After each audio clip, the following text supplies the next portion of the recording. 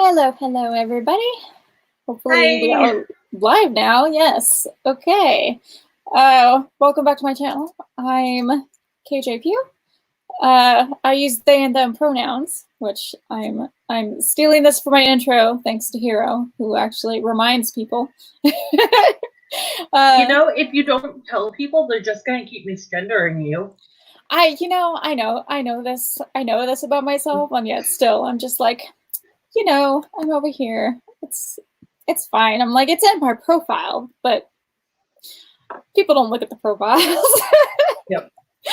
But yes, thank you for joining me. We were just over on Hero's channel doing the sprints over there. I say sprints, but like we did three. We did 3 in 2 hours. That's okay. 2.5 hours. Par for the course for me. Okay, and I'm just like, all right, I at least wanted to do. It's multiple. Okay, it's multiple. I did more than one. That's at least my goal, or at least I feel like it is. Okay. 2 of them were 15 minutes, and one of them was 20 minutes. So exactly.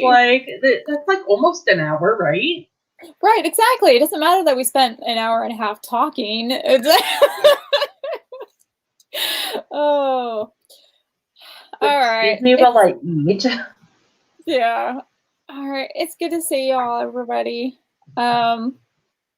Evie says, I don't know where November has gone. And I'm just like, same. This is like the start of the last week of NaNo, right? Because the last day will be next Saturday. Is that, am I counting that right? Yeah. Yeah, you are. It is a week today. Yeah. And I mean, like, I know I finished within the second week, so it's only been like another week. It feels like it went by really fast for me, and I don't know, like, who knows?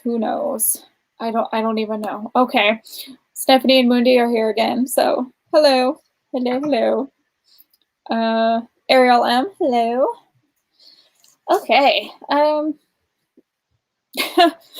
we're talking about trying to keep a structure, and the fact that these like live streams help and like help get writing done. And I was like, it's one of the things for this NaNoWriMo that when people are asking like how I did 50,000 words in that short of time, I'm like, well, one, I'm not working, so I can kind of set my own schedule and I can sit and write for 4 hours if that's what I want to do. Like, not a big deal. But the thing that's helped me the most is having writing sprints, and that's either watching them, or this year something new was actually starting to host them and host with other people.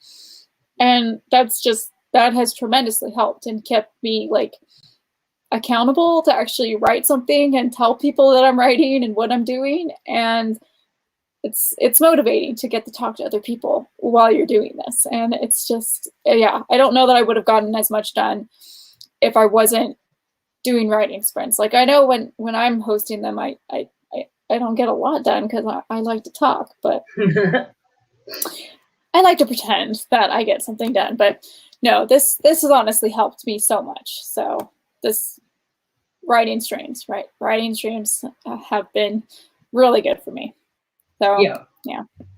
I definitely get that. Like I said in the stream before, I was talking about how NaNo for me is all about like, 1, finishing projects, and 2, just like setting up routines and stuff like that. Yeah, I'm still really bad at the routines, and that's something I'm constantly working on, where it's like every month I'm like, okay, this month my goal is to set up a writing habit. And it's just, this month has been good in terms of the fact that I've been writing daily again, but it really only lasts for me throughout each NaNoWriMo or Camp NaNoWriMo. And then inevitably I fall off the writing wagon, and I'm just like, Jesus, okay, like, how do I keep going when it's not NaNoWriMo? And I was like, well, you know what? Obviously you do writing sprints year round. Yes, and that's kind of the conclusion I came to over the last few weeks, was that I was like, this takes a lot of energy for people who are introverts to even just do this level, but I really enjoy it. And I was like, this is something that I would like to continue doing outside of NaNoWriMo, and actually stay accountable, even if it's only like a couple times a week. Like that's something. And because I said, like, it doesn't matter if I time block in my planner and I'm like, okay, yes, I'm going to write today. It's like, yeah, I may do that or I may not. And I may I don't even sleep have a or something. planner. I'll just ignore it. Like that's the thing, is that I was like, how do people keep on a schedule and actually I found do what they're that supposed to? I found that if you write as soon as you get out of bed, if you spend just like your first 2 hours of the day writing, because like I get up super early and go to bed super late, right? So it's true, I do. I slept like 4 hours last night. Which is fine. Anyways, but yeah, like if you just get up really early in the morning, like at 7 o'clock in the morning before other people are up, or I get up around 5 usually. So it's like if you do that, then you're in a good routine to like start your day off. You're like, oh, if I'm writing all out of the way, now I can do everything else. That's true.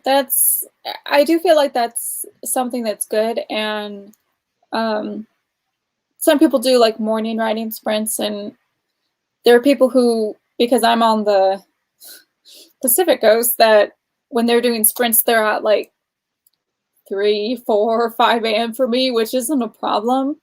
But if I'm awake at that time, it's because I haven't slept. So that's actually still a good writing time for me. I'm just a night owl, so it's like I can write in the morning, but that's not really what I want to do, you know?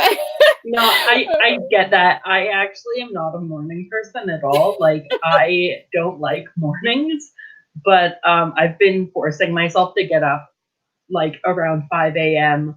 for the past month, which has just fallen apart this week. Like the past 4 days I haven't been doing that, but yeah, that's also because I have migraines, and so like yeah, that it's ridiculous pain levels. So I'm like, I need to sleep like 10 more hours in order to be a functional human. Oh, I'm that way constantly. So yeah, that's what I deal with the most, is that I'm just like, yeah, I'm kind of unreliable. So I'm just like, I'm up until like the middle of the month, like pretty much on the 13th, when I actually finished the 50K, I was getting my migraine injections.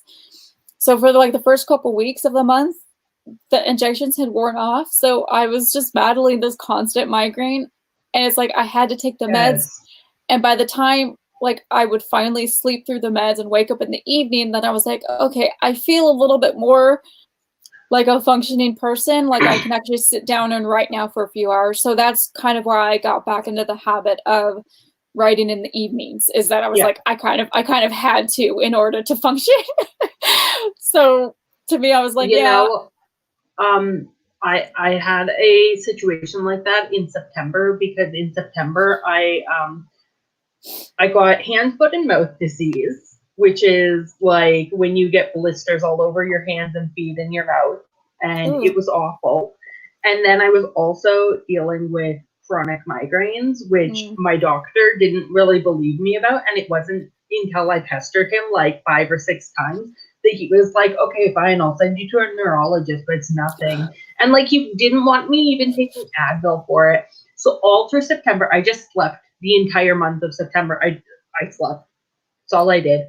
Yeah, up until I started getting the injections, the doctors were like, I don't know, like here's some migraine medication, but it's being caused by my neck. So it's like the medications don't do anything because they're trying to treat a specific cause of migraines. And I was like, yeah, that's not working for me. Pain medication does not work for me because it's all being caused by a bad neck and spine. And then my neurologist was like, well, we can try the injections. And that's been like the only thing that's sort of helped. And otherwise I was like, yeah, I'm mostly sleeping. And it's just bad because I can kind of count on it when it's every 3 months, that the 2 weeks before and at least a week after the injections, I was like, I'm kind of down and out. but I was really trying to make sure that didn't happen to me this year. So I was like, I really want to keep writing. I don't want to sleep the month away because that happened to me in August. I was like, no, please. Is the injections you're talking about, is that like the Botox that you get in your, okay. I've heard about that, and my doctor, my neurologist actually was like, well, if the medication doesn't work, we'll talk about getting Botox injections. And like, I haven't heard anything about that, except that apparently getting them is super painful. It's really not that bad. It's just, it's because they go above your brow and in your scalp, and then up your neck into your scalp. So your scalp's really sensitive, but they're just like pinpricks. But I don't know. I guess if you don't have a high tolerance for pain, but like I do, so I was just like, I need relief from the migraines. Like, stick needles in me. I don't care if that will help. I need to be able to wake up from these migraines. So to me, it's like I need to be able to be up for more than 2 hours at a time every day. Like I can't be sleeping 20 hours of the day. I can't. Exactly. So that's why when people ask, I'm like, yeah, no, I totally recommend the Botox injections, especially if medication is not working for you. So it's I don't know, because my neurosurgeon who put me in this now doesn't want me to get them, and I'm like, no, you can't. It's like, you can't take my injections away from me, because those are the only things that work right now. And he's just like, no, don't put anything else in your neck. And I'm like, oh, but I need it. Like, I don't, because I was like, I just didn't tell him that I did it again, because you're like, but I'm in pain, please help me. I was like, if you're not going to treat me for my neck, I gotta have the Botox, otherwise I can't function. And like, they don't believe you when you say it's constant. They're like, okay, but how many migraines do you get like in a day? And I was like, it doesn't stop. Like, once it starts, it doesn't stop. Yeah, it's like, no, I've had the same migraine for the past like 3 weeks.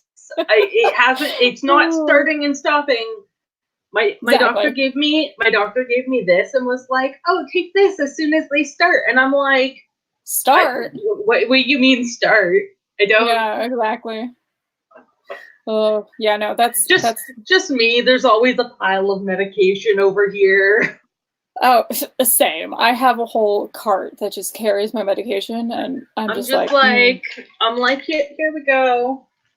All the medication. That's not even all of them. That's just the stuff that I take daily.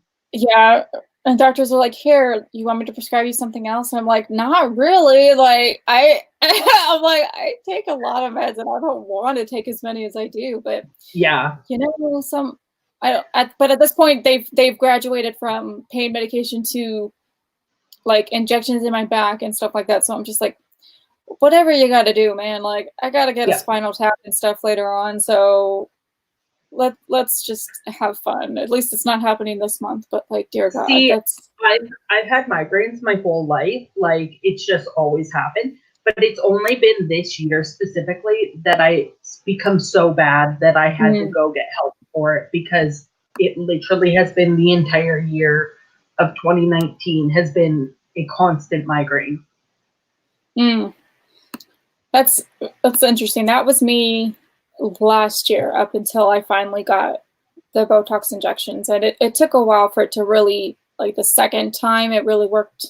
So it's very interesting. I'm going for an MRI in like February, but because Canada, I have to wait super long, like 3 to 6 months to get like appointments and stuff like that, because like it's covered, but there's a lot of people that are dealing with the same thing. Yeah, I guess that's the only drawback to have stuff like that, because like I had to get MRIs. Was that yesterday? The day before? I slept like yesterday because I had to like recover, I guess, from having to get MRIs. I don't even know at this point. So I just had them too, and I was like, yes, please, more radiation. I appreciate it. Well, my mom has migraines, and she was told by her neurologist that her seizures, because she also has seizures, is because of her migraines and that they're associated together. Oh, So wow. me and her were freaked out for a really long time about this. And then we went to go see my neurologist, and he was like, yeah, that's BS. That's like, there's no scientific study that correlates those two. Like, it's just what people think. It's a theory, but there's no proof behind it. And so, like, he's like, I don't believe it because they haven't found proof of it, right? Interesting. And so my mom was like, oh, that's good. At least I don't have to worry about my kid having seizures every time that they complain about a migraine. And I was like, yeah, I was kind of freaked out about that too. Right, exactly. And that's, yeah, no, that's, some doctors are very interesting in their approach where, yeah, I don't know. Wendy says, my migraines are inherited, but luckily, if I catch them as soon as the aura starts with ibuprofen, I can function with the pain until it goes away. Well, that's good. See, I don't even get the aura though. That's why I hesitated to call them migraines at first.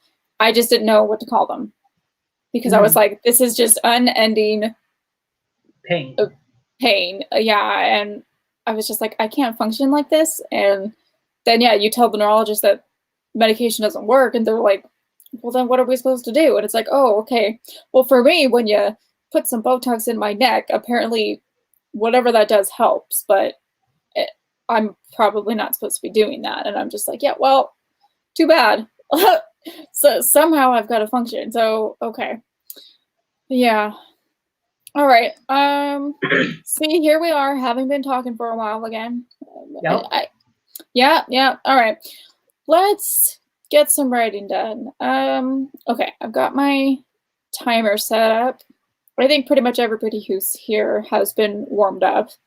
I know some people had to pop out and some people said they would be back, but I don't know. I'm getting kind of tired of the 20 minutes. I don't know why. I don't know if that's just because of like the pain level that I'm at right now, that my brain's like, same.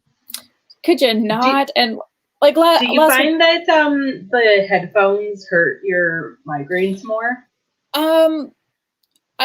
They do, I think, because of the pressure on my ears. But yeah, I broke every single pair of earbuds I had, so I was like, okay, time to break out the headphones, I guess. And right now, it's especially uncomfortable because it's like it just hits the brace, so I'm like, y'all. Yep. And then there's me over here being like, oh, this hurts. Can I just? Here it goes. Like, not even on my ear. Yeah. Yeah, even when they're like, hey, these go over your ears. And I was like, that doesn't matter. Like, that still hurts me. Okay, I haven't even taken my pain meds too either. And that's probably, you know, bad on me. But like, I don't know. They're really hard on my liver. So like, I try not to, you know, I just try to suck it up. Oh. Wendy says headphones give me headaches if I wear them too long, and I have tinnitus, so I don't really do headphones much. Yeah, if the only bad thing about these streams is that you have to have them on half the time because you get like the feedback if you're playing the YouTube stuff, so I tend to exit out anyway. But yeah, it's I wouldn't use headphones if I didn't, and I tend not to when I'm not, but all right. I'm just glad it's loud enough I can hear you through the headphones if I have them around my neck, because I'm like, oh, I'm in pain. Exactly. Like, all right. How long do people want to write for right now? Wendy, I don't know if you're the only one here talking to us right now, but we can do 20 minutes, but at this point, it might be easier for me to do like 15, and then I don't know, because last week I felt bad that after like an hour and a half, I was like, I gotta go. Like, I was like, I'm sorry, everybody. Like, everybody else hosting with me had to go too, and I was like, that's good because I'm tired and I'm in pain. Wendy said 10, and Ariel said 15 is good for me. So I think I can do a 15. So let's try that and play it by ear from there. Let me get my timer set back up. I think because I still said that I like at some point I want just to do like a chat during the week or something that's not about the sprints, that's just for chatting, because I was like, if I get my chatting out at some point, then like when when it comes time to actually do the sprints, like I'll be able to actually sit down and sprint without having to talk everyone's ear off, right? Right. I don't know, kind of how the what is it with a lot of the bigger author tubers, the novelty show, I think that they do, where they talk a lot about writing. And I was like, what if some of us smaller author tubers just get together and chat, and then that way I have talked, and then the next time I do a live stream, I'll be able to write. I don't think it works that way.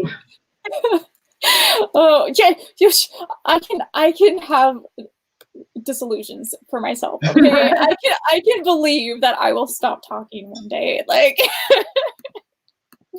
Wendy says, I would love it if you did a chat. See, I'm like really gearing up towards that. So maybe I don't know if in December, because people are just always busy around the holidays, but like maybe for the new year, that might be something to start doing on top of like continuing to do sprints, is to have a chat with people every now and then and just talk about our writing and struggles and what we're doing, what our plans are. It's if we're publishing healthy to just like get your stuff out, like to be like, I just need to like word vomit all of this information about my story because I'm so frustrated with it. Exactly. No, that's, and I feel bad because I do that to my mom, and she's just not a writer, and she's just like, she tries her best to listen to me, and she's just like, okay, and I'm just like talking her ear off just because I need someone to talk to. But so that's why it's so nice. I was like, it's so nice to talk to people in the writing community. And I think Evie mentioned something about this, that it's yeah, she said it's motivating and engaging with the community in a whole new way. And I was like, yeah, exactly. It's just really different, and I love it. So yeah, chatting and getting to chat about stuff would be really fun. And then like having a second stream to actually just do writing, that would be fun too. So I'm thinking about it, you guys. I'm thinking about it. All right, I've got the 15-minute timer.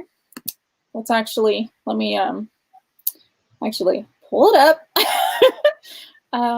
This one. Okay. Alrighty, 15 minutes. Okay, hang on. Wendy said I don't really have any writer friends, and I definitely would want to word vomit about my ideas. Exactly. And that is like the hard thing when you have no writer friends in real life. Like, this is real life. We are chatting face to face. So like, I don't have friends that aren't writers. That's actually not true. But I have very few friends that are not writers. And usually those people are like, oh, so are you still writing your novels? And I'm just like, I've published 4 of them. Thanks for asking. Yeah, I've got family. Those are like, just publish your book. Just publish it. I'm like, it's 270,000 words. I can't just publish it. I have to edit it. And they're like, just publish it. Just submit it to agents. And I was like, I would have to query them. But again, it's 270,000 words. Like, that's it. It's not going to happen for me as a debut writer. It's just not how it works. And they're like, just tell the publisher that you can break it up into multiple books. Just do it that way. And I was like, again, not how it works. And they're just like, just publish it. Just submit it. Just publish it. And I'm like, okay. When you don't know, you're just nod like, your head and smile. Yeah, pretty much. That's where I'm at. Where I'm just like, yeah, I know they're coming at it from a good place, where they're just like, just get it out there, because I think I'm just working on it for the hell of it. I think at this point, and I'm like, no, all of last year I wrote like 150,000 words just trying to fix this stupid book. I'm like, no, I gotta actually edit this long ass story now. So I have to send mine out to my editor, and I'm just like, I don't know how I'm going to afford this. See, that's the one thing, is that I'm just like, no, it's like, I'm good at editing, but I do need the constructive feedback from other people first. so that I can actually do the proper editing afterwards. But I'm like, no. Well, I've already had too long. like I can't some pay for the people word. read it. So I have beta readers who are like my writing friends in real life who I've met through NaNo. And like they did beta reading for the novel that's coming out in December of next year. And it's very much like, yeah, I have this book and I'm gonna get it published, but like I'm at the point where I'm like just waiting to figure out how I'm gonna pay for it. Exactly. Might be what my Christmas money goes towards when I get money from my grandma for Christmas. Yeah, and that's why I do understand why some indie authors, when they're first starting out, that like they couldn't afford an editor.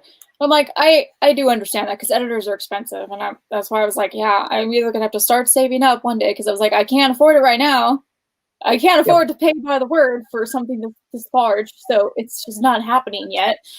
So I always have a little bit of grace for that kind of stuff where people are like, oh, this should have been edited, and I'm like, I know there's one thing where it's like, if you have the money, you shouldn't skimp on the editor, but at the same time, I'm like, editing is hella expensive, and for a good reason. Like, they are helping you fix your book, usually, and making sure it's in top shape.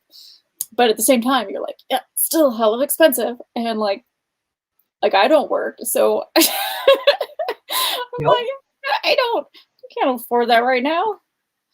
I'm on disability payments, which barely covers my basic income. I don't know if I can save up enough money to publish a book, but yeah, I'm not even on that, and I'm just like, I'm fighting with Social Security, so I'm just sitting here like, it's fine. I gotta go lay down after this. The real nice thing about Canada is it's pretty easy to get on disability. It literally took me like, I got a letter from my doctor. I put it off forever because I was like, no, they're just gonna turn me down. And I was so convinced of it that I didn't for like a year and a half, even though I was like obviously not in well enough shape to work. And the disability people were just like, yeah, no, you're accepted. Like, your doctor says you can't work, so you can't work. Okay, that's nice. I see like 12 doctors, and I'm on a walker most of the time. I'm in a wheelchair if I'm somewhere that requires long distance walking, and now I'm in this thing. And everyone's just like, they're like, you're not disabled. I'm like, besides the fact that I am I am autistic. Like I'm with our regional center that is for children and adults with disabilities. Yeah, like no, they recognize me as having a disability, and yet the government's like no. I literally went to like my general practitioner and was like, I can't work because I have panic attacks if I go into like a workplace. And they were like, yeah, okay, here, let me fill out the paperwork, and then they sent it off. But I also have like a bunch of like years and years and years worth of like documentation of me going to have treatment for like my bipolar disorder and then getting misdiagnosed with depression. And like I've just such a big file that like if they had turned me down, that it would have been like, you're doing something wrong.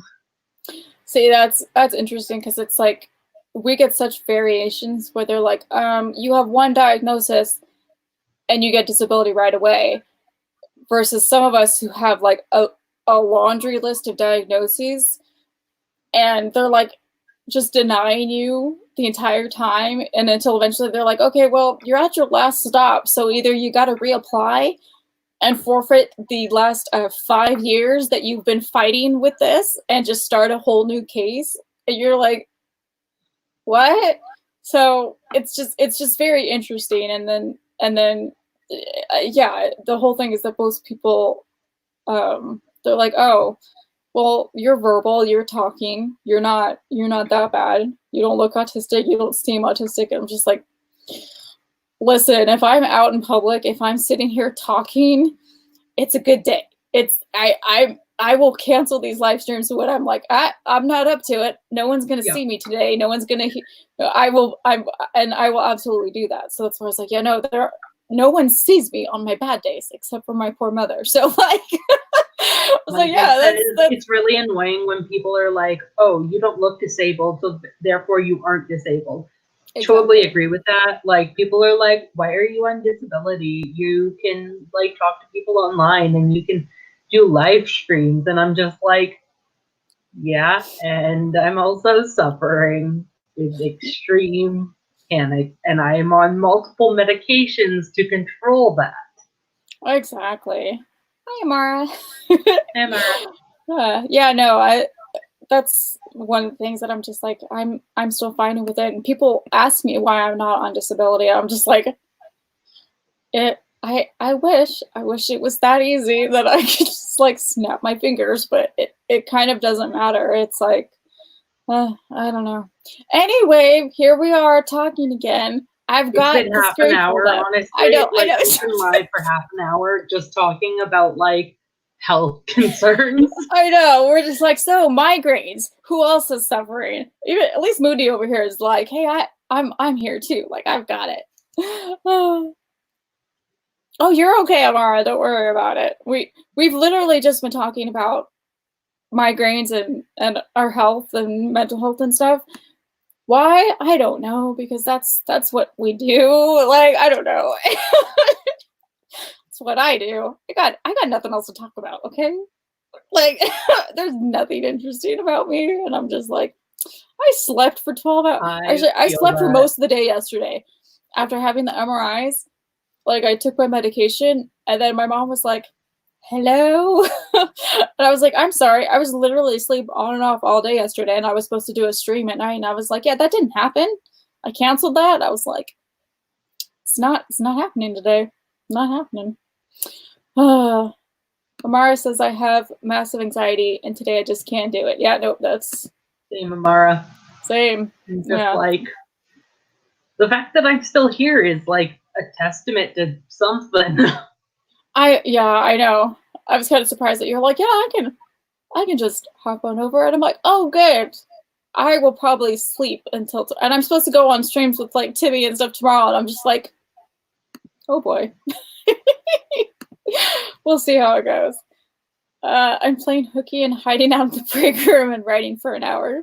You know, that's I have done that. What you gotta do, yeah. And then my boss yelled at me and was like, well, I was sobbing. I was like sobbing, and my boss came over and was like, hey, can you go back to work? And I'm like still sobbing, and they're just like, yeah, I'll do that. Leave you alone. And then I was like, can I go home?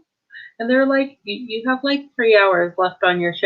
And I was like, yeah, can you call someone else in? Oh, I was constantly the one where I'm like, just plastered a smile on my face, and it kind of didn't matter what was happening. And I would just wait to have a meltdown until I got home, and everyone's just like, what is happening? And I was like, I just had to work a 12-hour shift with a boss who yells at me constantly. And everyone's just like, okay. And I was like, I had genuine PTSD after that job for over a year. I've worked in call centers before too. I totally get it. Yeah. Call centers are the worst. I'm always like, I try to be so nice to people that I talk to on the phone, just like customer service, where some people just have no patience. And I'm like, y'all, those are people, like, just trying to do their jobs. They're just trying their best. Okay. Like, no need to be rude to people. Like, just, Everybody just be nice to each other. That's all it really takes. Okay. I get so polite over the phone, and then afterwards I'll hang up and I'll be like, and like just go off. You're like, I'm done. Yeah. Because especially at a call center, where it's like you kind of have to have patience when someone on the other line is like just yelling at you, and you're like, yeah, so I'm sorry to hear that. Yeah. You work at a good one, sitting in a Zen space. Oh, that's actually really cool. That's so interesting to hear that. They understand the stress of what they ask people to do. I get that. That's nice. I work at a pet store. People can be so rude. Pets. Okay, I guess Animals. People everywhere can be so rude, I guess, is the point of this whole thing, is that we're just like, people are just rude. It's funny because I will often be like, oh, I hate people. And then, like, I go on AuthorTube and I'm like, oh, these guys are great. You're like, these people don't count. They're writers. They're all good people. Wendy says the puppies make it all worth it. Oh, yeah, that would be nice to work with the animals, I think. That'd be cute. Okay, I have the 15-minute timer pulled up. Let's actually do some writing. How about that? How we said a while ago, right? Like, I actually mean it this time. Let's okay. All right, let's see. Okay, screen is up. 15 minutes. Amara says, I like this plan. Yes, me too. Here I go. Actually following through with something. All right, 15 minutes. See you guys then.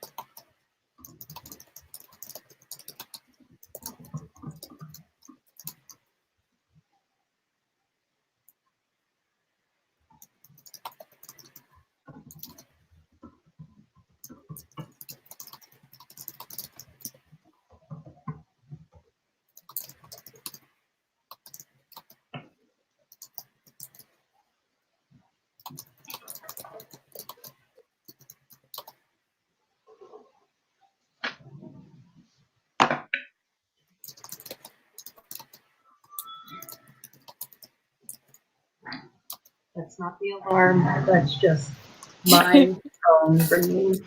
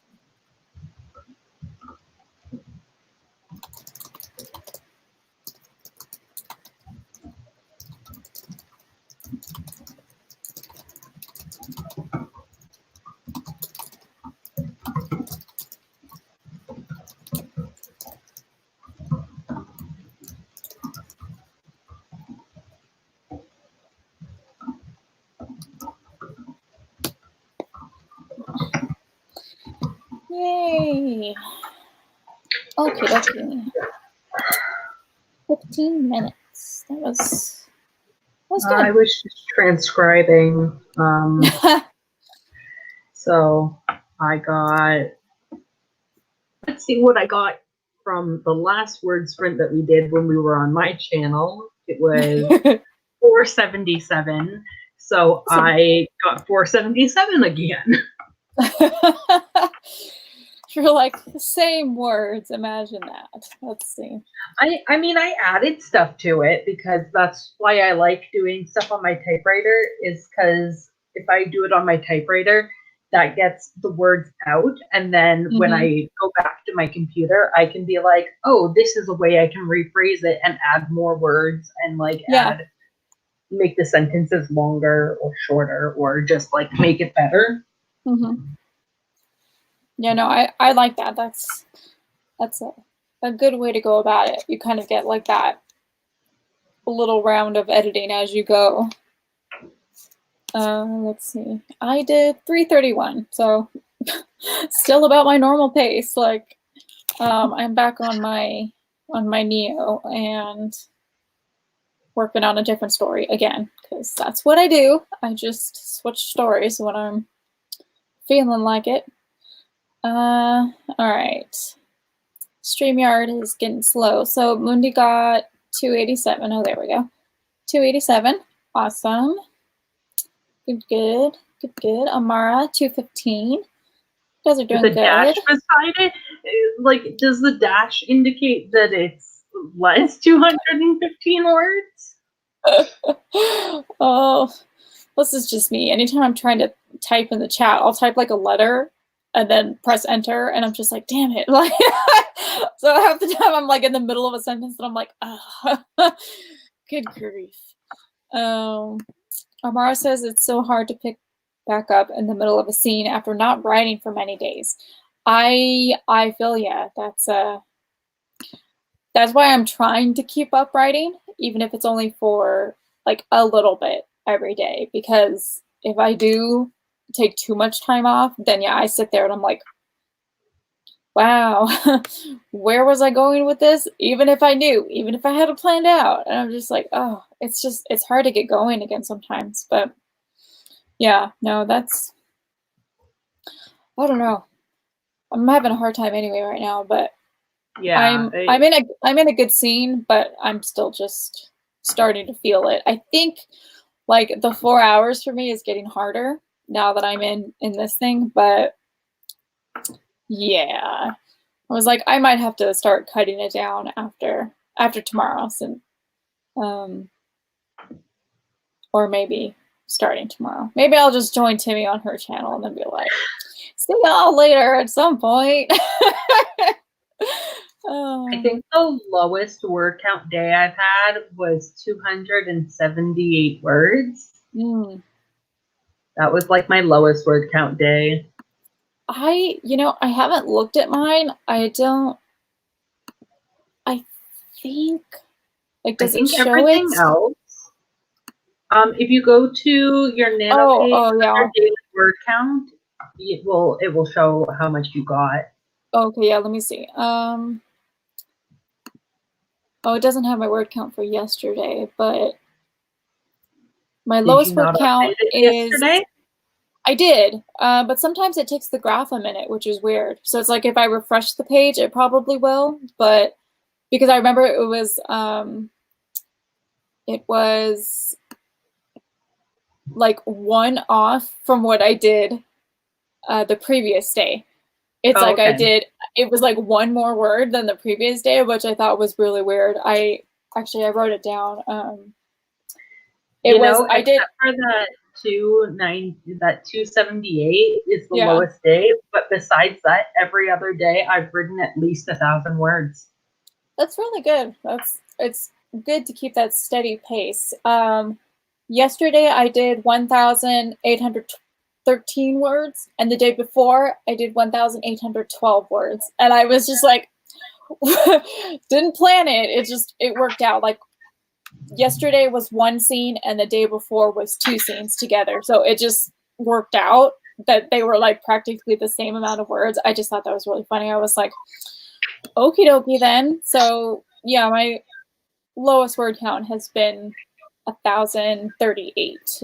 So even on days when I was feeling pretty crappy, yeah, I've managed to actually still sit down for like an hour and a half. That's probably 2 hours of work, if I'm being honest. Like, I'm just like slow going, but yeah. Sorry if you hear stuff in the background. I have to take my pills right now. Like my alarm just went off a couple minutes ago, like 15 minutes ago. And so I'm just like getting all my meds ready. I'm like, it's fine, we're good. That's funny. I'm so bad about that. I'm never on track. But my alarm could go off and I'll be like 7 hours later and I'm just like, oh yeah. Yeah. I like to just ignore things. Okay. Wendy said I just wrote a little tense paragraph where Robin was like rounding a tree trunk while the person she was hiding from was walking by. Does that make sense? Yeah, no, that makes sense.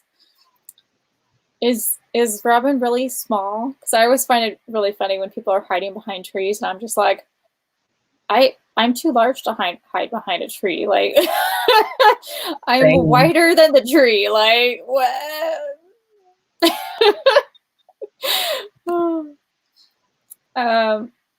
I like it, tense things that are so fun to write. I was even toying with the idea of her getting caught, but I wasn't sure how I'd be able to write her out of being killed. Oh, that's the fun stuff sometimes where you don't know like how a scene could end up or how you would be able to finish it up because you're just like, well, I could do this, but yeah, how do I stop my character from getting killed then? It's like, I'm gonna go for just like a split second so I can take these notes because I have no water. No problem. Yeah, Monday, I like your story so far. That's very interesting. I'm trying to think if I've written anything comparable.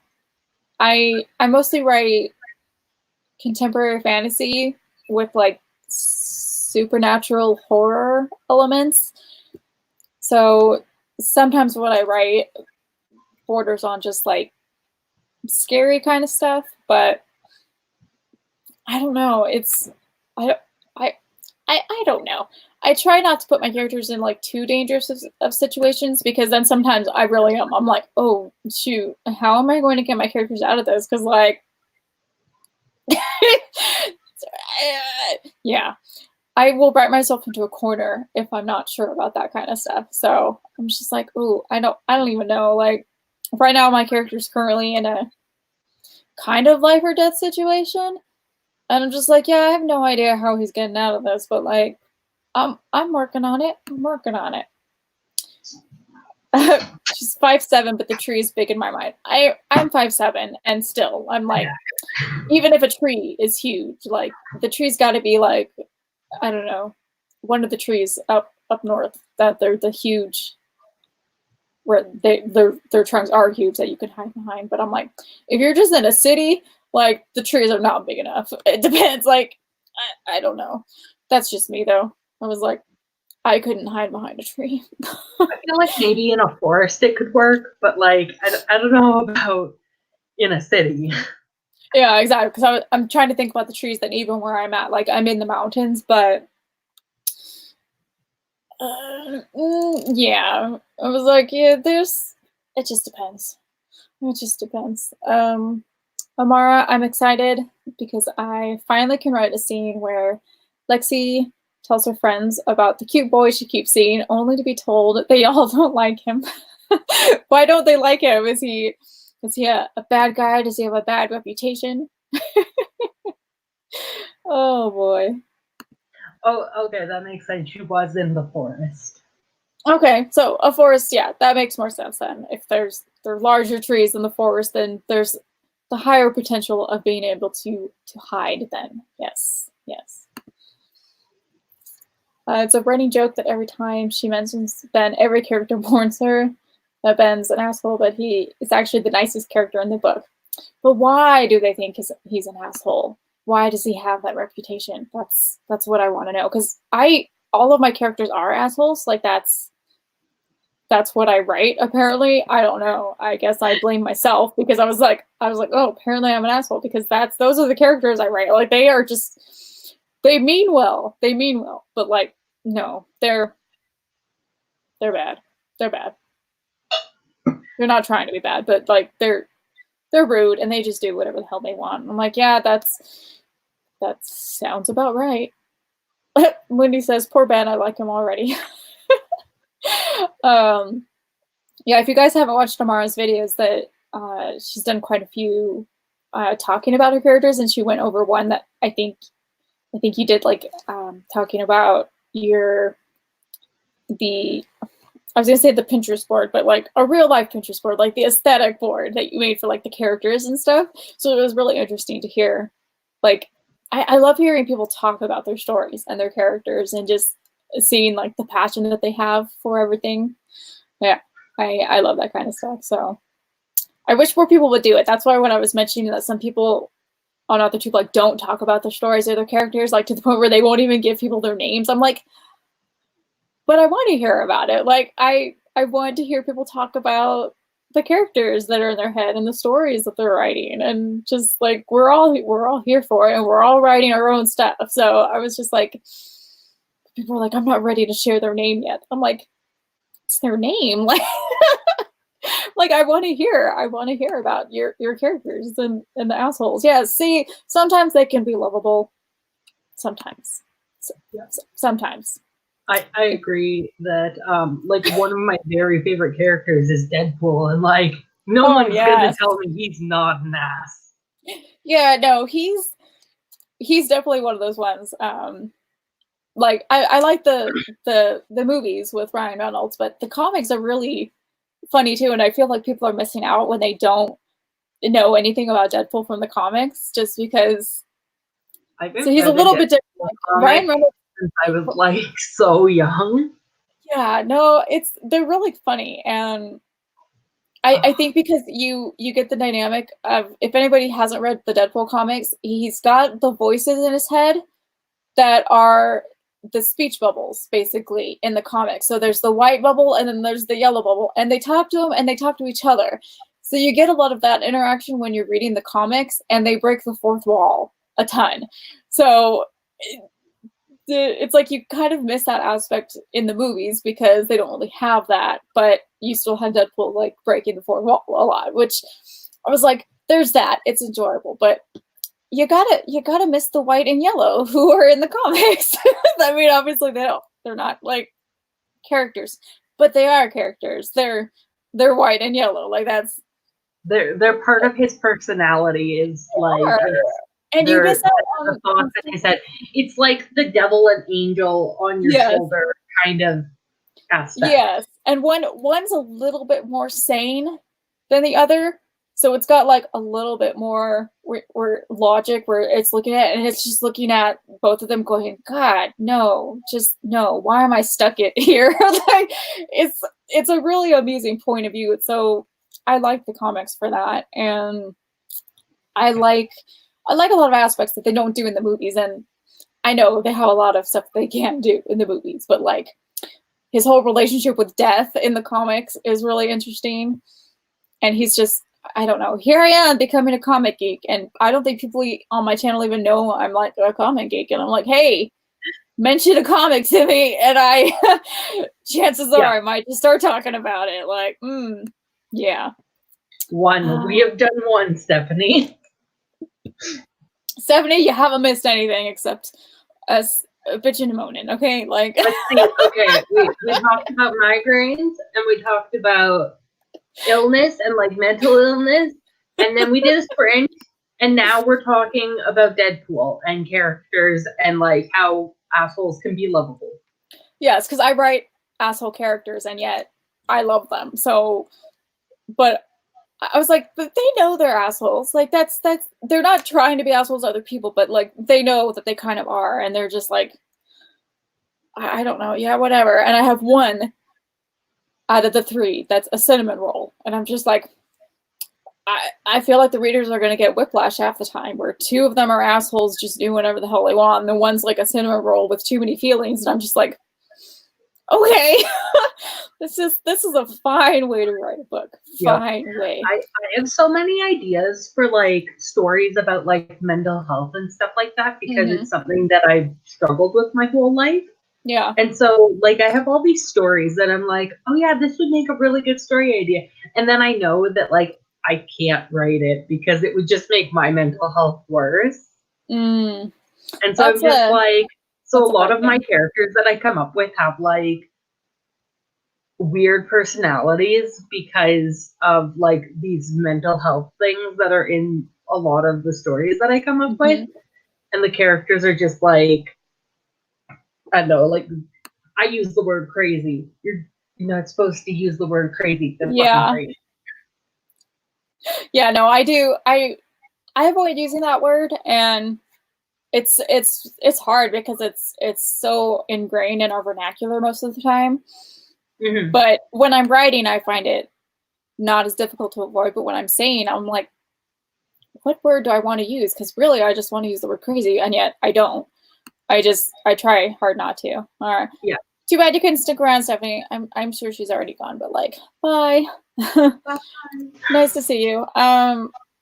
Yeah, no, I didn't really realize how much, like, for mental health, that like the average person who doesn't struggle with mental health doesn't have a lot of the same thoughts. So when you're getting into the head of a character, and like I gave a character intrusive thoughts because that's something that I deal with, and someone who doesn't deal with that was reading it and was like, why are they thinking about sticking their hand down like the garbage disposal and like flipping the switch? And I was just like, what, you don't have random intrusive thoughts about about stuff like that? They're like, no. And I was like, oh, well, that's just part of his depression. Like, at the same time, like, same?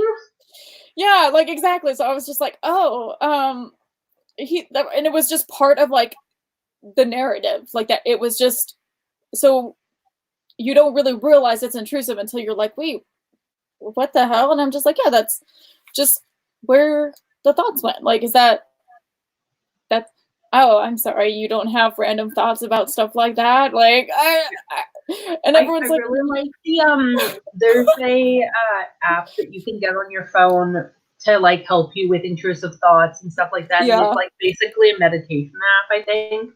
I think it's Headspace. But they have a commercial for it. They have a commercial for it where it's like meditation, and you're on an airplane, and do you ever have that thought where you want to stuff a baby into like the compartment of the thing? And I'm just like, this is dark. This is really dark. And then they're being like, it's a totally normal thing. Lots of people have those dark thoughts, and I'm just like, what's happening? That seems so funny because I tried to tell people, like, they're like, well, what about driving makes you anxious? Because I said I don't like it, and I was like, oh gee, I don't know, like, thoughts about driving off the road, driving into the opposite lane of traffic, and everyone's just like, okay, but you don't do that. And I was like, no, I try to avoid driving because I get random thoughts like that, and I just don't want to do that. I know I probably won't, but it's just the whole point of the matter, where people who don't get it, they're like, yeah, but why? What makes you think that? And I'm like, I'm not like consciously thinking of it. It's just there. And I just thought it was. I like to tell people it's like the voice in the back of my head talking. But then when I explain it like that, then therapists are always like, do you hear voices? And I'm like, no, I don't. Sometimes, no. It's complicated. Yeah, exactly. So that's why it's like, when you write about mental health issues with characters, and it's like, even if you have the experience with it, then you realize that it's like, oh, okay, some readers are not going to understand this as being a mental health issue, and that they're just going to be like, I don't get it. And I'm just like, okay, my book's not going to be for everybody. I understand this. Like, I still find it hard to comprehend that there are people in this world who don't have like anxiety and depression on just like an average daily basis, and there are just people walking around being normal and with no issues. And I'm just like, inside my head, and I'm just like, what I don't understand. Like, how do people experience the world if they don't have these thoughts? You know, like, right? I just like, because I experience them, I'm always like second guessing. I'm like, do normal people think this way? And so, like, anytime I have any kind of thought, I'm like, do normal people think of this? Because I know I'm not normal. That's why I use the word crazy, because it's either you're normal or you're crazy. Like, even though there's better words to use, those are like the words that our society has that they use, right? So exactly. But that it's just funny. So it's like, yeah, you're like, I guess I got to be careful about this because I've had people be like, oh, if you so want to let read me a really read my good book about mental health and like the struggles of mental health yeah. and the like intrusive thoughts, and you want to see like really what it's like to live as someone who has those kind of issues, a really good book for it is Turtles All the Way Down. I haven't read that one yet, just because I don't know, John Green and me. I'm like, I don't know. I like John have Green's work personally, but yeah. like I get it, it's not for everyone, but it's like Yeah. it deals really well with like mental health and intrusive thoughts, and you can tell by reading it that like he's experienced that, which like he's open about that. He said that like he has OCD and like his main Yeah. character in the book has OCD, and he wrote this book as a way to like help him through some of those thoughts. Yeah. See, and So and it's really good. and didn't readers, I feel like, had a little bit more of a kind of a hit or miss reaction to Turtles All the Way Down, because I think they were expecting another like The Fault in Our Stars type book, and then they got a book dealing with a lot of mental health issues, and I think a lot of readers were like they didn't get it, or they just so seeing that, I'm now knowing that you said that, I'm like, that makes a lot more sense now for some of the reactions I saw from people who read it and just didn't like it, and I'm like, that makes a lot more sense. I might actually check that one out then, because funny enough, I might like that one. The Fault in Our Stars is actually one of my least favorite books by John Green, actually. And it's because of how popular it was and how much of like a romance it was, and just like it wasn't my kind of thing. I like his like, I don't want to call it darker stuff, but like his darker stuff. Like he talks about let's see, An Abundance of Catherine. He talks about like what it's like to grow up with the pressures of being known as like a prodigious child, and then what happens when you graduate high school and you don't have a purpose in life. And it talks about that. And then what's the other one called? Looking for Alaska is all about how like the implications of like teen suicide and finding out the truth about like someone and being like, how did you not know that that person wasn't happy? Even though when you read the book, you're like, oh, this person is clearly dealing with like stuff. Yeah. Yeah, no, that sounds a little bit more interesting, because The Fault in Our Stars is the only one I've read. So now I'm like, okay, maybe I'd like to read the other ones more than I like, because The Fault in Our Stars was like I said, fine. I don't want there was nothing like wrong with it.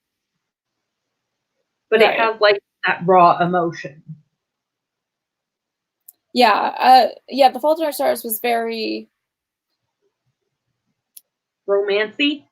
It was, and I don't know, I didn't find it sad when I was reading it, so I was just like, okay, I'm a heartless bitch, I guess. Like, everyone was just like sobbing, and I'm like, okay. No, I cried. I cried when I read the book. I didn't cry when I saw the movie though. Like the movie just didn't affect me. Yeah. But like the book, I cried during the book specifically. But I don't deal with death very well, so. Well, yeah, that's the thing, is that I was like, there's some certain books I pick up and then I'm like, okay, this death is a heavy theme here, and I'm like, I'm not up to reading about this now. And it's something that I've come to terms with over the last year, of trying to pick up books and me going, I really want to read this, but the death of this character is a prominent theme throughout the book, and I was just like, I'm really tired of this. Like, I'm tired of reading about death, and it's important. I'm very surprised by by how popular that book got, because of the fact that like it's a lot lighter and fluffier than a lot of his other stories, which, like I said, isn't necessarily dark, but it's a lot like more intense, I guess. Okay. But I guess maybe that's why I really like his books already, is because like I started reading his stuff like way before that book came out. That was the first book that came out after I had started reading all of his other books. Okay. Yeah. I haven't read Let It Snow, which is one of his books that he did with someone else. But I've read everything else, I think, that he wrote. Will Grayson is... Oh, yeah. That one's okay. Yeah. It's, again, a lot fluffier. Yeah. Yeah, that one is. I see, maybe that's why it's like the people who like The Fault in Our Stars didn't really like his other books. And I think vice versa, the people who did like his other books didn't like The Fault in Our Stars as much. So that kind of makes sense if, like, not necessarily the topics, but maybe the way they're approached even is different for each book. So that makes more sense. I'm a little bit more interested to read some of his stuff, like, because The Fault in Our Stars was well written. I was just like, I just didn't want another romance of people dying, and I was just like, okay.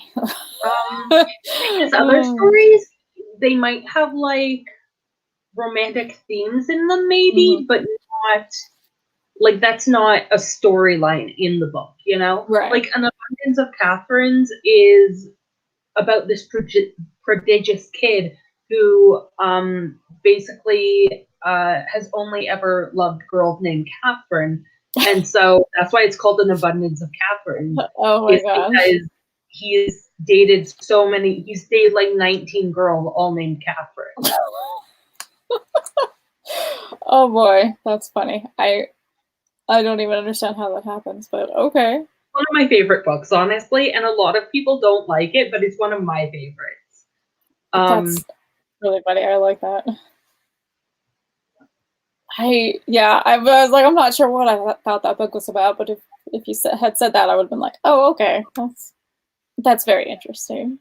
Yeah. Okay. See, Modi deals with intrusive thoughts, and I'm just like, yeah. See, I think, yeah. I don't know. I thought it was more common than I guess maybe it is. I don't know, or maybe I just talk to people who do experience the same thing. Left. Like, they heard us talking about books, and they're just like, yeah, I don't care. Bye. Well, some people have to leave, and I know it's like a weird time right now. Like right now, it's just getting to be like the start of evening for me, so it's like people could be trying to have dinner or do something, and I'm like, yeah, I know. All right, I think I want to do at least one more sprint before calling it, just because now my neck is like stabbing me, and I'm like, okay, I hear you. Like, yeah, my head's kind of pounding. That's why the headphones are around my neck. Yeah, no, exactly. Wendy says, I've never really read a John Green book. So does any of this talk make you want to pick up at least one of the books? Because, I mean, they're all different, is what I would say. Like, I mean, as much as any book from a single author can be different, where it's like he's got the same writing style for just about every book, but different topics, kind of. But I've heard people say that, like, you read one John Green book, like, they're kind of all the same, and I'm like, isn't that kind of true of like a lot of authors, most authors? Like, I feel like if you've read one book, like, you kind of know what to expect from them with their next book. And I was like, I thought that was kind of a good thing. Like, that way you knew that you would probably pick up the next book by that author, right? Like, you're like, I don't know, especially for contemporary. Like, yeah, so many storylines for contemporary. I don't like contemporary books. Like, I have never liked contemporary books, and John Green's the only contemporary author that I actually like. Yeah. I want to say I've found some good authors over the last couple years as I've been reading more contemporary. They're usually, I'd say they're usually queer in some way. and I guess that's what I gravitate more towards, is because I was like, I've read enough like straight romance that I'm just like, yeah. But you could give me the same storyline with some queer characters, and I'm there for it. So like, Juliet Takes a Breath is a really good read. That's a queer read. I try and read as many like queer reads as I can. Yeah. What was the title? Juliet Takes a Breath. Juliet Takes a Breath. I have not heard of that one. Yeah, I was trying to think. I was like, I don't think I've heard of that one, but is that one a recent one? No, it's not. It is, let me see. Juliet Takes a Breath by Gabby Riviera. Say that name. Riviera? Is that it? Oh, maybe. Okay. Which I think was published in, I want to say like 2008, but I could be entirely wrong about that. Oh, okay. Julia Takes a Breath. Oh, it says 2016 it was published. Okay, so that's not... I know publishing runs so fast now that it's like, even stuff from only a few years ago, they're like, that's old. And I'm like, oh, okay. I'm still on like my TBR list from 2011, okay? Like, everybody just like, back up. I'm way behind. Thinking about it, I actually don't read a lot of books that are like, I don't read a lot of books that are like teen focused. I like reading, I guess, adult books, or like kids books, but I don't read teen books for some reason. Yeah, like I love Coraline. I love The Secret Garden. Those are like some of my yearly reads are just like stuff like that. But then like teen stuff, I don't really. It's not my thing. Yeah, that's.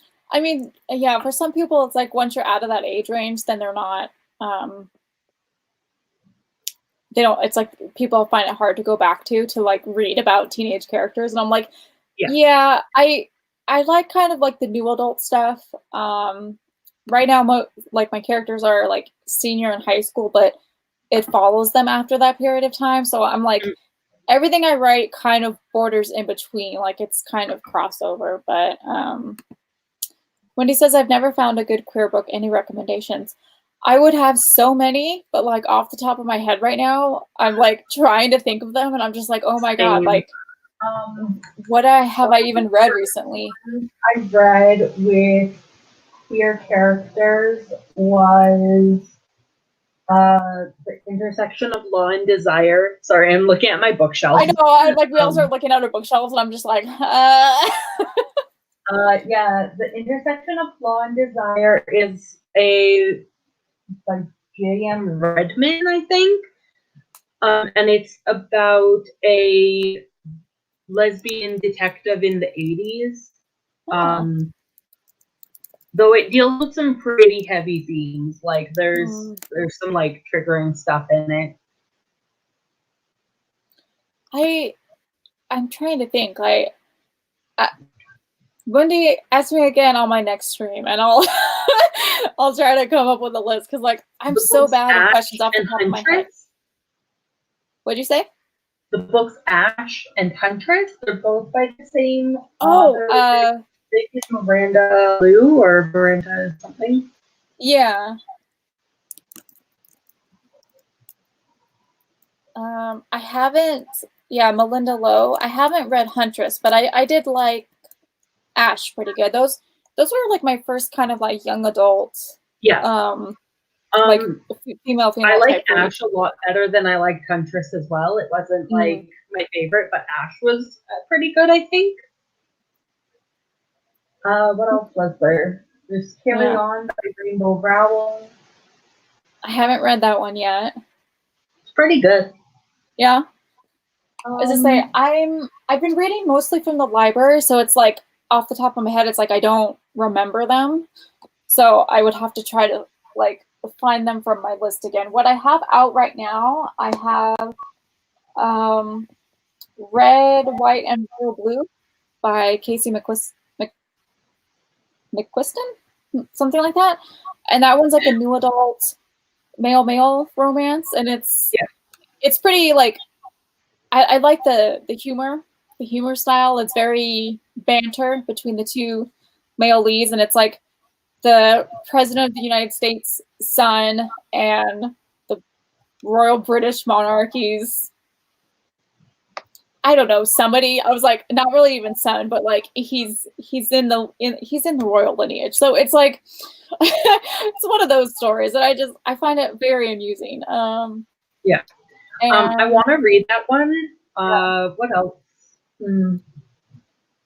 Those are like the popular, like the traditionally published ones. A lot of the stuff that I've read is independently published. Like all of my books are queer books. Yeah. So I have Mare and Kath, After Ava, The Teen LGBT, and Scarlet's Wolf, which is Scarlet's Wolf isn't on its own. It's only in the compilation of all of those books together, which is in a series called, or not a series, a book compilation called All That We Are, Stories of the LGBT Community. Okay. That's cool. I'm trying to think. I'm sure there's a lot that even like indie that probably I haven't read anything recent though. So anything that I have on like my Kindle app is probably from like 2011 because that's when I was reading. That's when I was reading a lot. Some of those are indie books and they were queer. So I'd have to look them up again. So I'll like think of a list of some of the good ones that I've read recently. One good author that I found, she does write young adult and like middle grade female relationships. So I really if I could remember her name, I wish I wasn't so horrible with like names. Because I'm like, oh god, but books and names, books and names. Yeah, okie dokie. I'm gonna stop thinking about that now because right now my brain's like, yeah, you want me to do what now? Okay. If you go to smashwords.com, they have a section that's called gay and lesbian romance. Gay and lesbian fiction, which is very misleading because they actually have mostly just gay men and very few lesbians and no non-binary or trans things really, or at least that I have seen. Have you read that the recent non-binary book by the non-binary author? You're gonna have to be more specific than that. By like, it was traditionally published. Probably not. It was traditionally published like earlier this year in like April or May.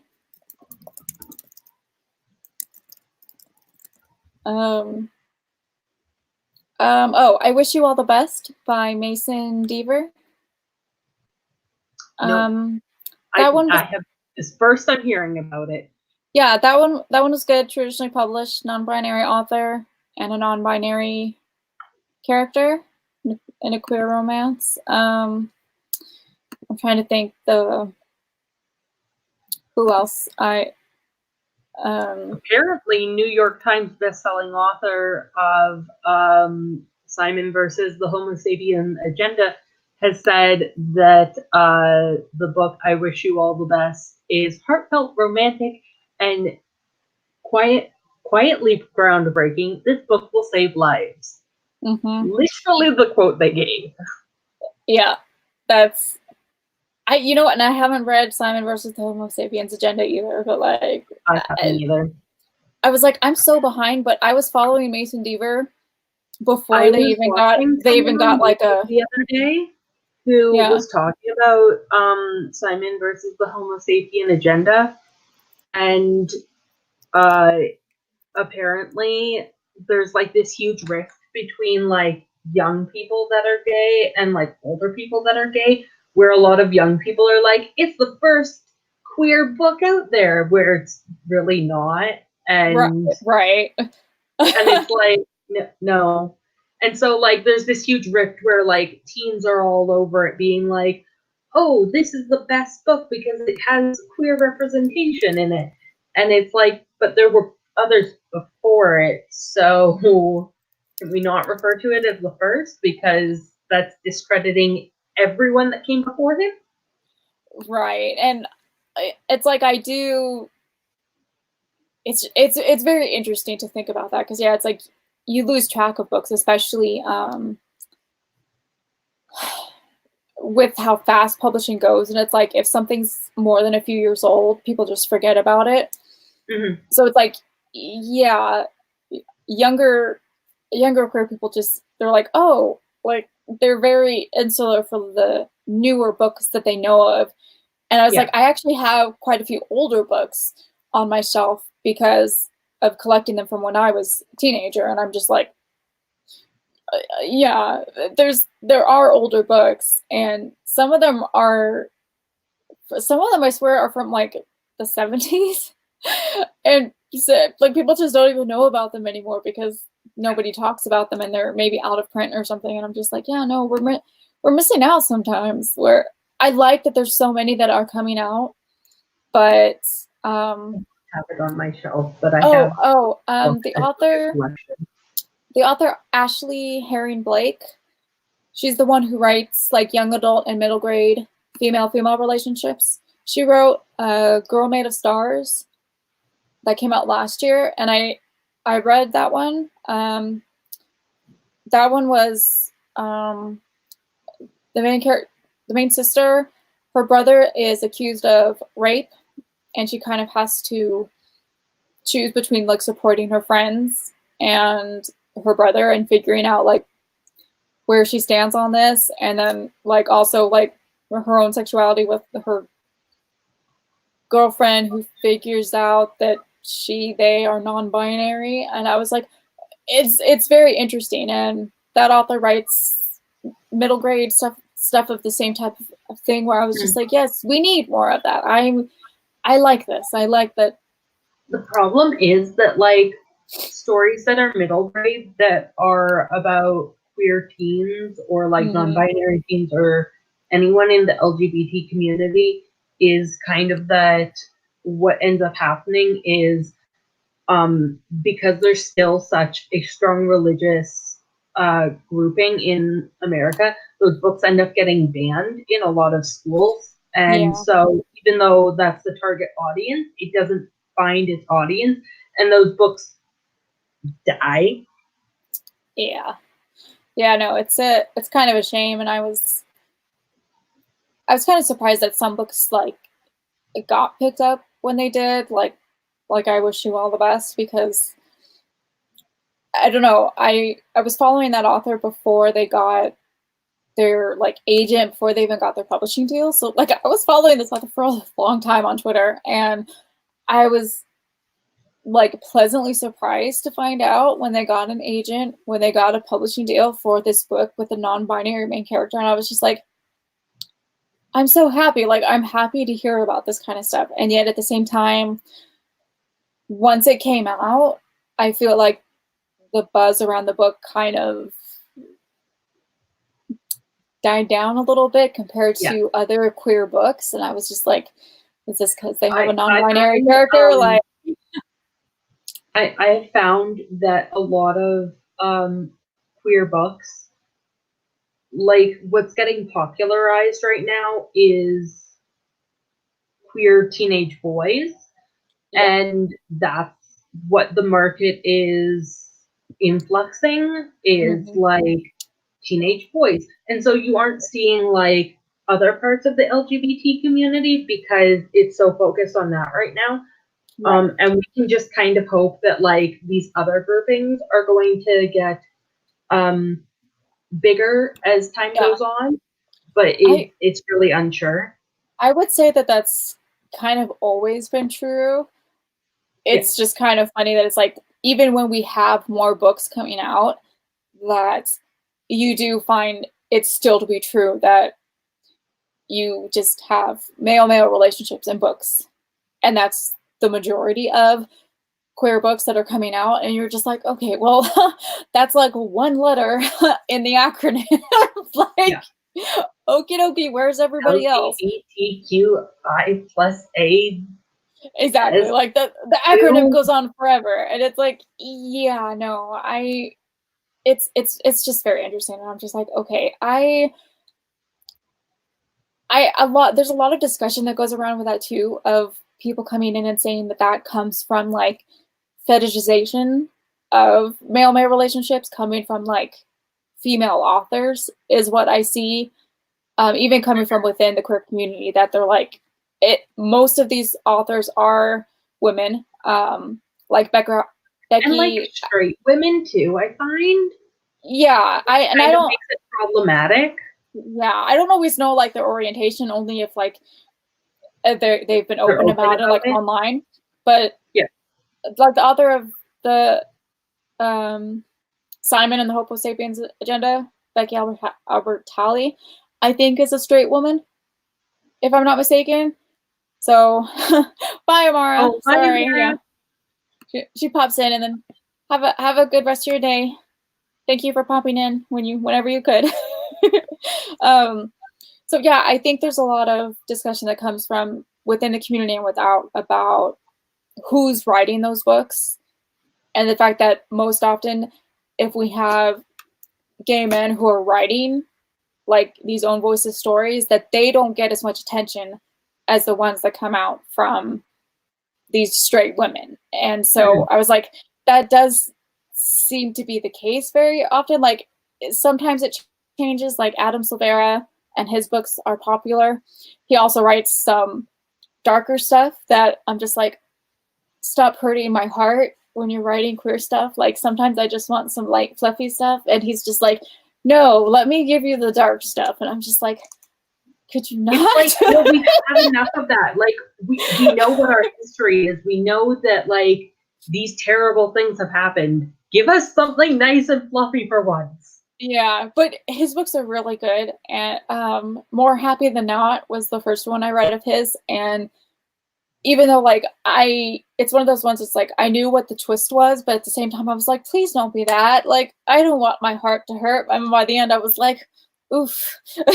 But it was still such a good book that I was just like, that's fine. Like I'll still always pick up Silvera's books, but it's like, versus if Becky Albertalli's coming out with a book, it's like suddenly she gets so much attention because she wrote Simon versus the Homo Sapiens Agenda, and I'm like, okay, that's okay. But yeah, the own voices stories don't get as much attention, and so I've seen that discussion happen a lot, and it seems to keep happening, and I'm just like, yeah, I'm not sure that anything's really going to happen with that in as much like traditional publishing. Like we all know that like female books don't get picked up as much, even though time and again there are readers asking for more of those books to be published. But we see certain authors that like their entire repertoire is female books. It's like they're there. Female romance books. The only author that I know that is like traditionally published and has a whole bunch of work out is Julianne Peters. And she's been around for like ever and has, I don't know, at least a dozen books that are like queer themed and specifically targeted towards teens and like is a young adult book. But I was gonna say, because I have, what do I have? I have Keeping You a Secret, I think. Yep. And I've read Luna. Luna was, I didn't like that one as much, but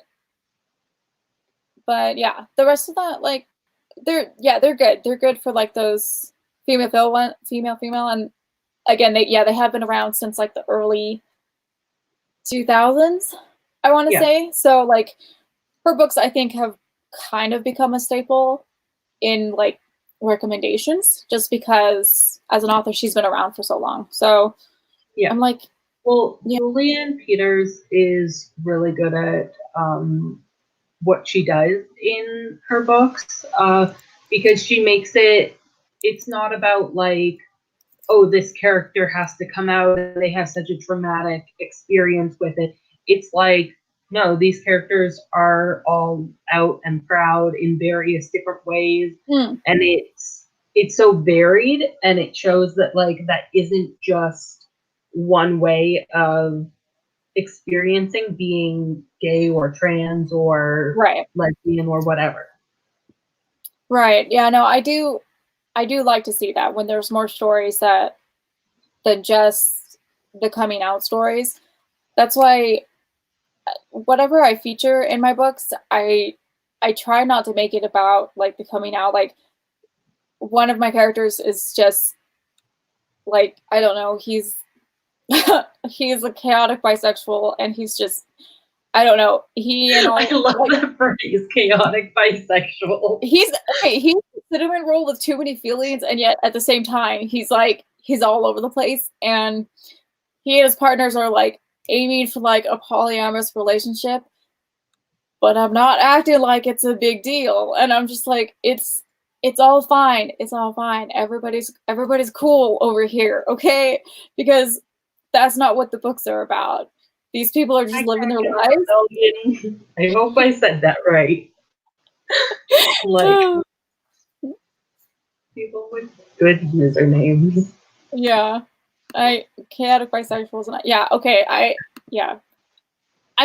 honestly, I haven't read or written a bisexual character who is not chaotic in some way. It's just like, I'm not sure what it is, but it's because the characters in my book are like at a boarding school, and the way I have it is that they're in like suites that are co-ed, because it's supposed to foster the relationship for the purposes of the book. And here's my bisexual character just going, oh no, attractive roommates. He's just like, no, what am I supposed to do here? Like, what is this? And I'm just like, I'm sorry. I popped you into the most uncomfortable situation ever, but like, I don't know. Everybody's on board with it. I'm just like, whatever. And then the other two characters are just like, they're so on like the asexual spectrum that I'm just like, they've got other stuff to deal with, that they're just not. I don't know. They're asexual assholes. Okay, so I've got asexual assholes and chaotic bisexual. Those are who my characters are right now, and I'm just like, it is what it is. Okay, that's really funny. Kraken says, I'm autistic myself, so I got curious and searched autism and clicked live streams, and there's some hurtful titles. This video is the only fine title. Well, I'm sorry to hear that. I don't purposely go searching for autistic stuff. I don't know that anyone's even still here anymore, but that's probably why I don't go searching for it, is because I know what's out there, and I'm just like, yeah, no, I'm here, I'm autistic, and I don't know, I talk about writing and books, and I try not to be an asshole. Like, I'm sorry if there's like hurtful stuff out there. I have no idea what's going on right now, what people could even be talking about. Like, Wendy's here. Okay. There's always some asshole out there who's talking about like whatever. I just don't like. I sit here and I'm like, I don't even know what people could possibly be saying like right now live. Like, I don't even want to know. I'm just like, I stay in my own little bubble of being autistic, and I'm just like, I don't want to know what other people are saying, especially if they're not autistic. Like, I don't want to hear them bitching about autistic people. Thank you for being here, Monday. I know. You're like the only person that stayed throughout this whole chat. Wendy's just here for like. I gotta love it. Okay, what's really funny is that the comment showed up here, but not on the actual chat, which is kind of funny. I'm like, all right, StreamYard's ahead of the game for some reason. Kraken, yeah, sorry. I'm sorry if you're seeing bad stuff around. I hope just ignore it. But yeah, I am autistic, but we're just you don't have to feel sorry that you mentioned it. It's okay. Yeah, no, I'm glad you at least found a stream of something that's not horrible to autistic people. So come and join us anytime. We're just talking about books and writing right now. That's really all we're doing. So, but yeah, I'm just sorry that you like half an hour ago we're like, so we're gonna do a sprint, right? Yeah, okay. Like this is me we're talking about, and Moody's just here sticking around no matter what we're doing. I'm just like, I love it. Yeah, I think that's why most of the people have left, is because like they're like, oh, you're not doing sprints, you're just talking.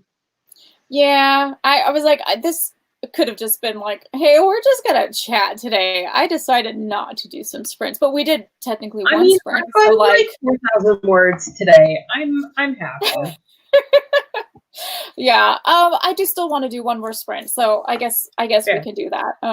But thank you, Mundi. Mundi says I love listening and talking to you guys. Well, thank you. I appreciate it, since I don't get to talk to anybody else, so I appreciate getting to talk to other people and having a conversation, even if it's just about books or whatever representation. All right, so if we do one more sprint, how long do you want to go for? I don't know what you're up for, Wendy, but I don't know. We can do a short one if you guys just want to like kind of wrap it up. But Kraken asks, what jobs are out there for autistic people? As I'm still in school and not enjoying school, it feels forced. Same. Kraken, I don't know what to tell you. I hated school. And I was forced into it. So, well, my best friend Jay, he's also autistic, and he works at like a coffee shop / lottery place at the local mall, and that's actually been pretty good for him. He's also worked in like theater and stuff like that because he has some history with theater, so he had those kind of jobs. Yeah. I don't think that your autism has to like hold you back from having any kind of job that you want to have. Yeah, but I would say like if you know that you are really uncomfortable talking to people, then maybe, maybe customer service isn't the job for you. But like if you go into customer service like in a store, like you don't necessarily have to be on the floor. You can be in the back like stocking room, which is like what I prefer, so that you're not interacting with a bunch of people. You might be interacting with a couple coworkers, but you're mostly like moving things and unpacking things. So it's like you just kind of have to think about what would maybe be good for you on an average daily basis, that type of thing. If there's something you're interested into, trying to work for that. Like, because I liked books, I tried to look at jobs in like libraries or bookstores, even though I'm not always comfortable around people. But I find it really hard to find jobs, actually. So like I'm kind of like the wrong person to ask, because I was like, I would hardly ever get hired. So it's like I had to know someone in order to get hired at some jobs. So it's kind of, it doesn't even matter if you're a good worker or not. The job situation is kind of crap for everybody at this point. But I would just think about your mental health if possible. So if you know there's certain things that you can't do or don't want to do, that's the thing. Is that it's like, that's all I can really tell you, is think about what you can do, what you're comfortable doing, and maybe just try to do that. Kraken says, I currently do volunteering work as a game administrator, and I find that tough. Been doing it for 2 years now. Okay, well, I don't know if you find that tough, like if there's something similar or adjacent to that maybe wouldn't be as tough that you could do. But I don't know what kind of services you have, like if you're able to talk to like a counselor at school or anything to say like, I'm worried about what kind of jobs I can do, and maybe they might be able to help you out. I don't, like my school didn't necessarily have that, but some schools do. My school did, but like I'm not autistic, so, or at least I haven't been diagnosed with autism. But like I said, I don't think that it has to hold, like, I don't think your autism has to hold you back from having right. the kind of job that you want to have. And like KJ was saying, just like having a job that you know is something that you can reliably do is more important than like having any kind of job, you know, like. Right. Yeah. Wendy says, my boyfriend has autism and he works as a stalker at Walmart. I'm not sure what you're comfortable with or not, but he doesn't have to talk to a lot of customers at the job. Yeah, that's what I was thinking, because it's like, if you know customer service is just not your thing, then like back room type stuff is a little bit easier for autistic people, is just what I've noticed. If they have a preference, like it's like if you go to try to work at Walmart, then you know you could say I'm autistic, or you can just not say it at all. But like I or tell them once you're hired. I don't know. I don't know like if that affects the hiring process or not, but you can just tell them I'm applying, but I prefer to work in the stockroom if that's what you'd rather do. But that's also can be hard on your body too. So it's like, you know, just I'm not one for advice. Like, here's me. I don't know. I tried to do administrative work where I was helping other people and I was doing computer tasks for people, and I still got burned out from that. So it's just something that I feel like you just have to be careful with, because I don't know. I get burned out really easily though. So like part-time jobs, I'm just like, part-time is better than a full-time for me. And that was something I figured out. Can't sleep at night. Same. I actually have to take like pills to make me sleep, because I just won't sleep, or I sleep during the day, and that schedule does not work for people. But if you do stay awake at night, jobs in warehouses are like the same type of thing, and they often have night shifts for that type of thing. And one of my friends worked at one of the Amazon warehouses and worked a night shift there. So that's also something where my family's like, go get a job that works at night. And I'm like, yeah, but I don't want to be like actually working at night. Like I'm just awake.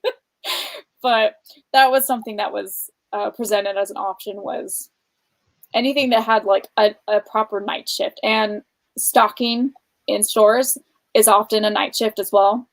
So that's why it's done before the next day. So yeah. Yeah. Kraken, yeah. Sorry, I missed the chat. Oh,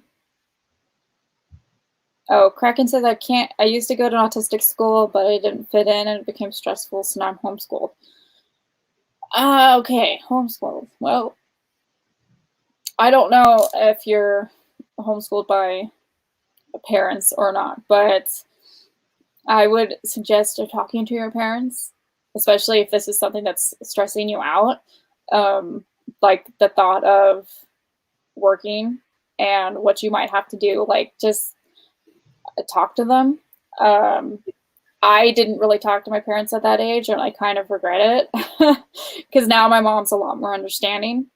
And I think if I would have talked a little bit more about the things that I wasn't comfortable with, the things that I struggled with, that maybe she might have been able to help me. And I think it already says a lot that you're able to be homeschooled, that like if they recognize that it's being stressful and they're trying to help you. So I would just try to talk to them and just say, you know, this is stressing me out. I can't sleep. I don't know what's going to happen. And like, they should be able to help you and like help you find something to do. Like, they're there to support you, hopefully. Yeah. I know that's not the case for everybody. My mom gave me some really good advice about that, which is just like, don't stress out about trying to find a job. Don't like Right. and don't feel like you have to work in order, because like society likes to tell us that like we have to be productive and we have to work and like all of this stuff. But like if you're able to find other ways to support yourself, like getting onto government assistance programs and stuff like that, if you're able to, because I know we were talking about that earlier and how AJ is having problems with that, even like it it can be very helpful to take the pressure off of yourself and be like, okay, I am living with my parents and I don't have to worry about food or housing costs or anything like that for a while now, because my parents have agreed to help take care of things until a time when I can work or I can find a job. And then going forward and not trying to stress out too much about not having a job and not Right. being like other people or anything like that, because you don't have the same neurochemistry as normal people, in quotations, because like neurochemistry is complicated. I don't really want to get into that whole thing, but like your brain works differently, and so you shouldn't have to feel like you should be held to the same standards as other people. That's true. Yeah, no, that's good advice. Okay, so you're homeschooled by a teacher, but it's online and you don't see each other. It's you only hear the teacher. Okay. All right, so it's an online school. I don't know. I guess I still suggest talking to your parents then, or whoever you can. Yeah. If that's not, if your teachers are not an option, obviously, because you don't even see them, then yeah, just talk to your parents, because I don't know. I feel bad because 17 was a hard age for me where I didn't know what to do. Like I didn't want to go to college, but my family really wanted me to. So that was kind of the path that I was like forced into, even though like I was struggling in school already. And I just knew, I was like, okay, I don't want to keep struggling, but I didn't really speak up for myself. So I kind of recommend that for people, as much as like hard as that is to talk to your parents and just tell them, because I mean they already have to know that it's stressful for you. I mean they probably don't completely understand. No one ever does unless they are autistic, how stressful school can be, and that it's it's different. So I would just suggest talking to them and just letting them know that the idea of working is stressful to you and you don't know exactly what you want to do, but like yeah, I don't know.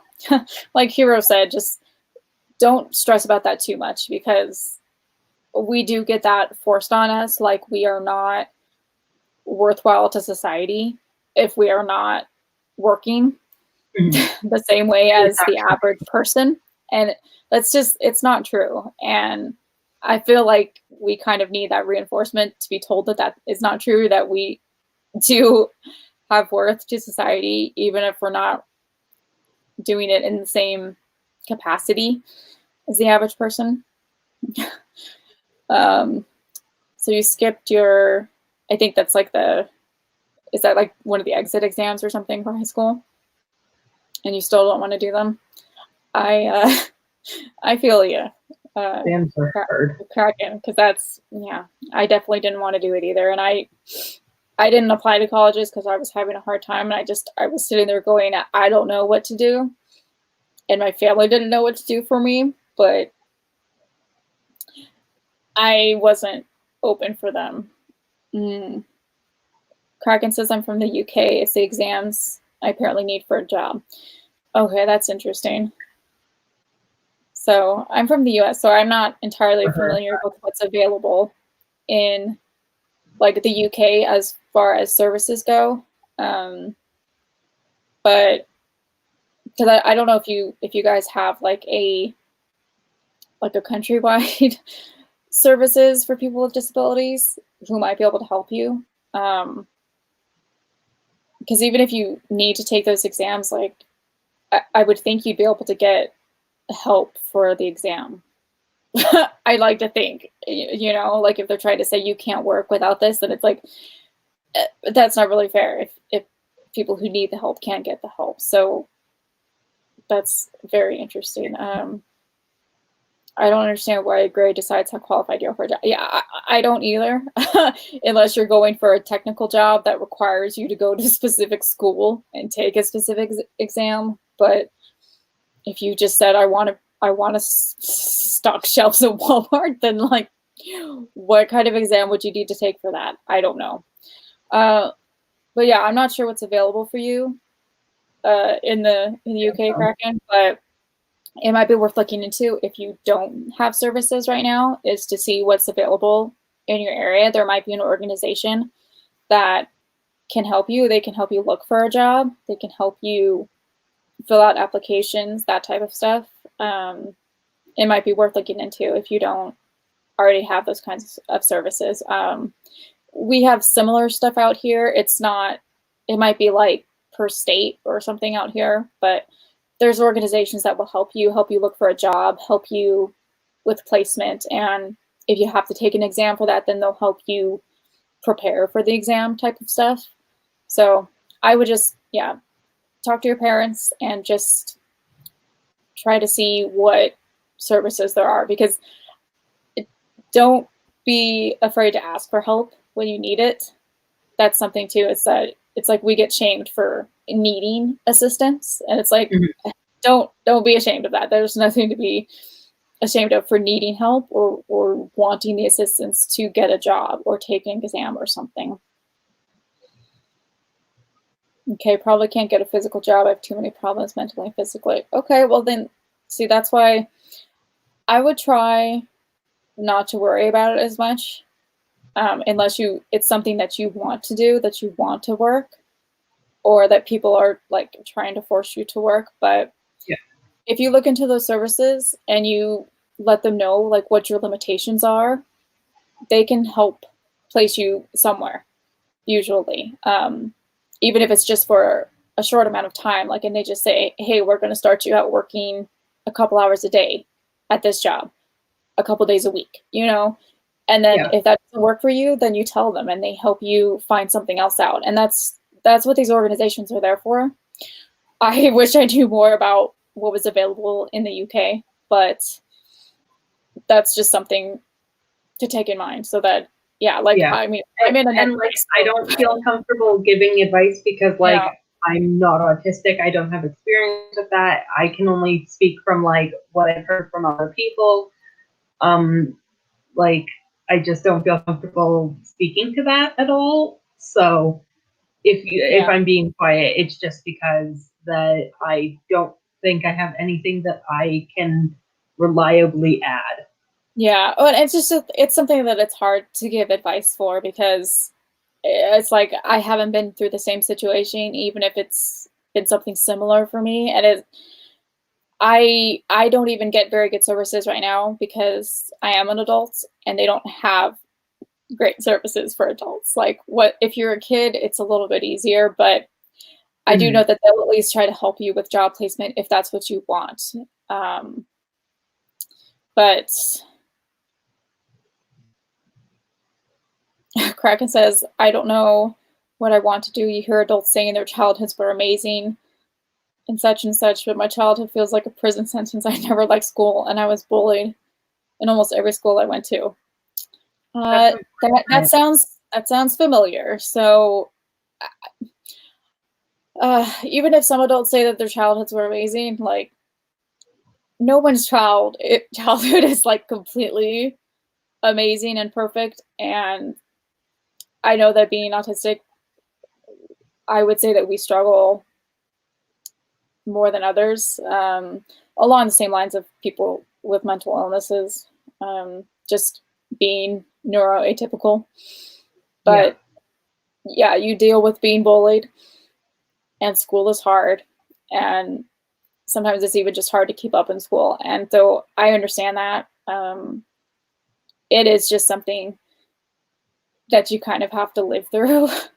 as hard as it is to say, like there's not a lot of advice. Like you're already being homeschooled, and I kind of wish like I could have had that option. So that's already something that it's like you can kind of do stuff on your own. But yeah, I just yeah, it's really hard to give advice because I was like, I barely even know what to do with myself. Kraken, yeah, exactly. The people who understand you and you barely understand yourself. Yeah, that's kind of how I feel. So it's like I'm trying to give advice and I'm just like, I could barely help myself. So like like I feel horrible. I'm just like, I barely know anything. All right. I'm barely a functioning adult, okay? Oh boy. There are some channels out here that I know of. I don't know if you know about them, but I'm trying to think of their names, because then one of them I think is in the UK. So like you might be able to get into contact with them and see what they say, you know. I'm trying to think because I do follow them, but right off the top of my head, I'm like, what's their name? Oh, Connor Ward. Here, I'll type it in the thing. Let's see. I think that's their name. So you can maybe try to reach out to them. They might have some more knowledge because I think they are from the UK. And he's on YouTube pretty often, so you might be able to reach out through YouTube or social media and ask if he knows of anything, any services or anything that might be able to help you. You don't have to tell him that I'm like sending you because I don't know him. I just follow him. I just know that he makes a lot of videos about being autistic and some of the stuff that he deals with. So he might know more information, especially maybe being from a similar area. I'm not sure. So he might know something more than I do, especially because I was just like, yeah, okay, I'm barely functioning. This is me on a good day functioning, trying to talk. I don't currently work. I've tried to work. It hasn't done well for me. So I'm like, yeah, okay, I'm not a great example. But that's just kind of what it is that it's like, I don't know. You got to just try to do your best and talk to people and, I don't know, reach out for help if you can, I guess. But I don't know. I think I'm gonna have to go because I'm getting really tired and like my head is just pounding. Yeah, me too. Yeah, I wanted to write again, but I'm really tired right now. So yeah, I thank you for joining me, Hero, and for talking about stuff and doing at least one writing sprint. That was fun. Yep. And Mundi, if you're still here, thank you for being here and being here through all of our conversation. Kraken, I wish you luck. Hopefully you'll be able to figure some stuff out. Thank you for stopping by. Not sure that anything I said helped, but sorry I couldn't say more, but thank you. Yeah. All right. But yeah, thank you guys so much for popping in. Hopefully I will see you guys the next time we do some sprints. I think I'm doing some tomorrow at some point. So, all right. Thank you guys so much. Bye.